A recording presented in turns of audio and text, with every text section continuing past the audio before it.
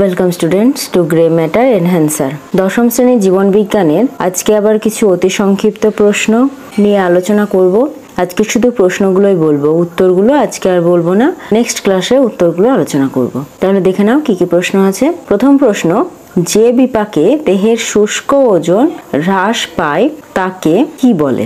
2 নম্বর, বৃদ্ধির হারের প্রাথমিক পর্যায়কে কি বলে? 3 নম্বর প্রশ্ন, প্রোটোপ্লাস্টের বস্তু সংশ্লেষিত হয়ে কোষের আয়তনের বৃদ্ধিকে কি বলে? 4 নম্বর, ভ্রূণ, ব্লাস্টুলা, গ্যাস্ট্রুলা, মরুলা, জাইগোট এগুলিকে সঠিক ক্রমানুযায়ী লেখো। 5 নম্বর প্রশ্ন, নিষেকের পর জাইগোট বিভাজিত হয়ে কি গঠন করে?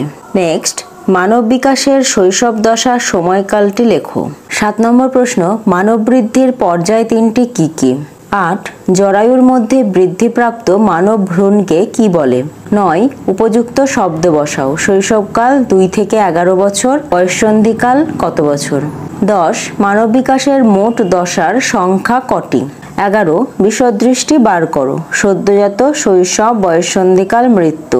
12, বৃদ্ধির প্রারম্ভিক স্থান কি?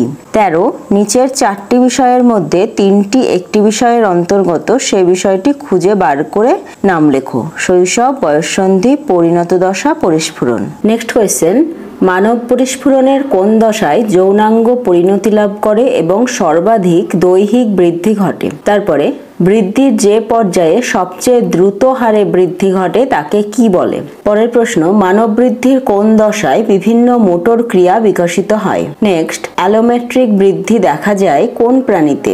তারপরে প্রশ্ন, মানব পরিস্ফুটনের যে দশায় স্মৃতিশক্তি ও দৃষ্টিশক্তি দুর্বল হয়ে যায় তাকে কি বলে?